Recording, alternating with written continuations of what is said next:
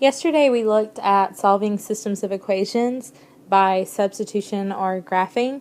Today we're going to look at elimination. Sometimes it's going to be hard for us to use substitution because we have coefficients in front of both variables that are not easy to get rid of, and we don't want to end up with messy fractions.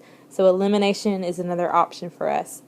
With the process of elimination, we are going to add two equations together, and by doing so, try to eliminate one of the variables, either the x or the y.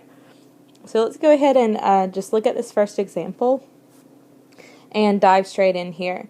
You can see in the first one we have negative 3x plus y equals 7. The second one we have 3x plus 2y equals 2. If you look at your x places, here I have a negative 3 and here I have a positive 3. That is what we want to happen.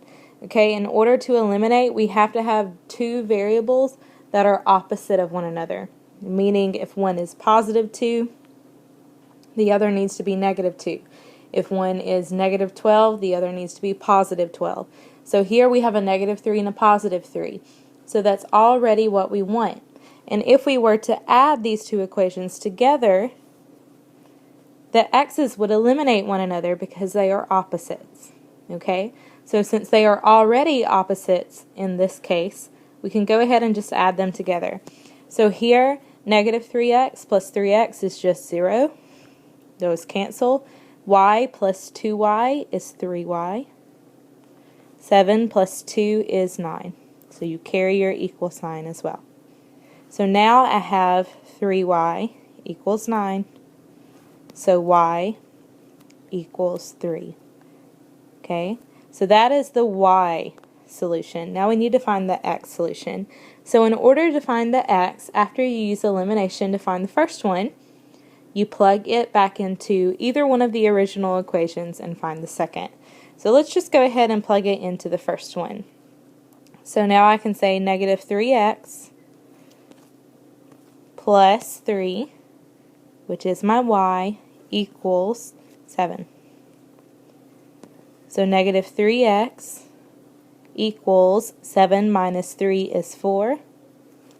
So x here equals 4 over negative 3. Okay, so that is my x value. And in these systems, I would prefer you to write them as a coordinate, your final solution. So our final solution for this one would be negative 4/3, 3. And that should be your final answer. Okay, let's look at another one. Alright, with this one, we have two y's that are already opposites here. We have a plus 4y and a minus 4y. So if we add these two equations together, the y's will eliminate each other automatically. Okay? So we have 3 plus negative 9, which is negative 6x. Positive 4 plus negative 4, which is 0, equals negative 1 plus 13, which is 12. So that simplifies to negative 6x equals 12. So if I divide both sides by negative 6, these cancel, and I get x is negative 2. So that is my x value. So now I'm going to plug it back into this top equation to get my y. So I have 3 times my x, which is negative 2, plus 4y, equals negative 1. In solving this, 3 times negative 2 is negative 6, plus 4y equals negative 1.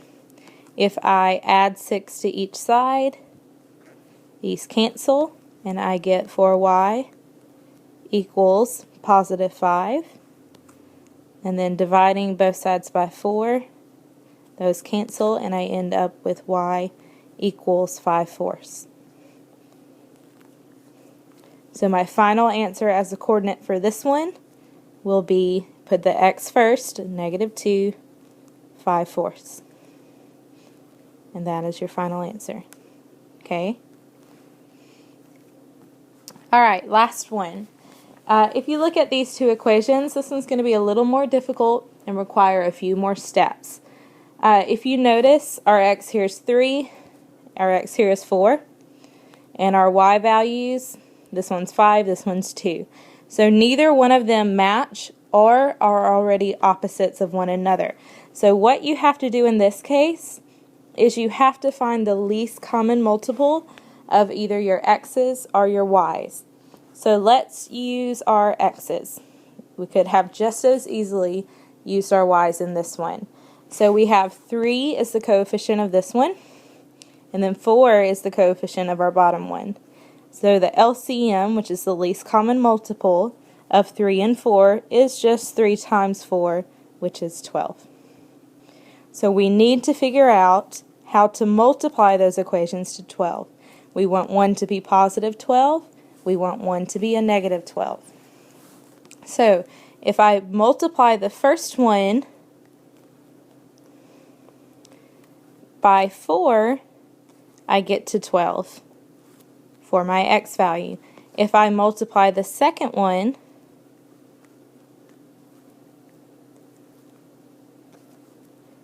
by 3 and a negative 3, because I want them to be opposites, I get to negative 12 for my x value there.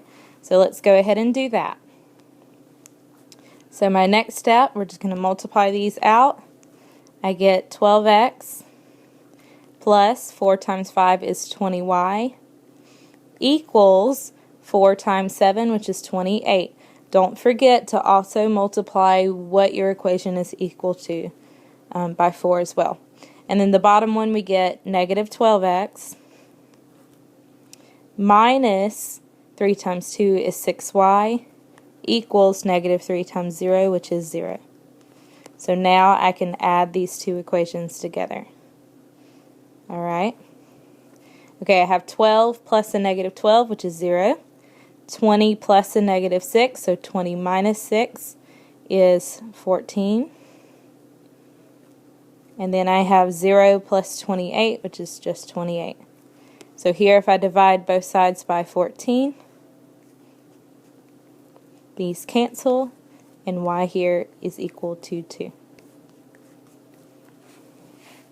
Alright, so that is our y solution. So that one took a little more work because we have to have either our x's or our y's opposite of one another. So if one's 12, one needs to be, the other one is negative 12. Okay, so let's go in and plug our solution for y into the first equation to find x. So now we have 3x plus 5 times our y value, which we know is 2, equals 7. Okay, so 3x plus 10 equals 7, meaning 3x, if I subtract 10 from both sides, equals a negative 3. So if I divide both sides by 3 here, these cancel, and x is equal to negative 1. So that's our x value. So the final solution for this one will be negative 1, 2. Okay, so that really is the most difficult case you'll see with elimination, where you have to multiply each equation to get a final answer. Now we're going to look at the try it problems. Take a few minutes, try this one, and when you unpause the video, I'll have the answers. Okay, so here is the solution to that problem. That LCM, if you were using your x values, was 15. If you were using the two y's, your LCM there would have been 14. Okay, so you can look at all my work and see that I got y equals 3 and then substituted that into the first equation to get x is negative 2, and my final solution is in red. Alright, we'll discuss this in class tomorrow. Come in with questions ready to go.